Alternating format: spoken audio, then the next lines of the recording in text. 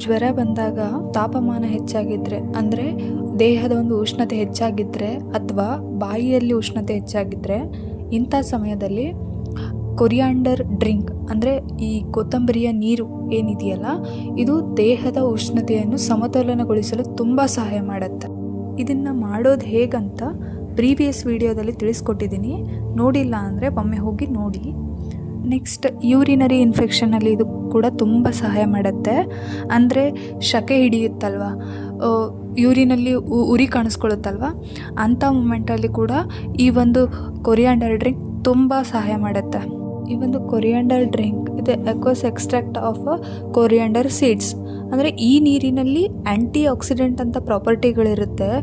ಇದು ಒಂದು property coriander ಸೀಡ್ಸ್ನಲ್ಲಿ ಇರುತ್ತೆ. ಸೊ ಇದು ತುಂಬ ಹೆಲ್ಪ್ ಮಾಡುತ್ತೆ ಡಯಾಬಿಟಿಸ್ ಪೇಷಂಟ್ಗಳಿಗೆ.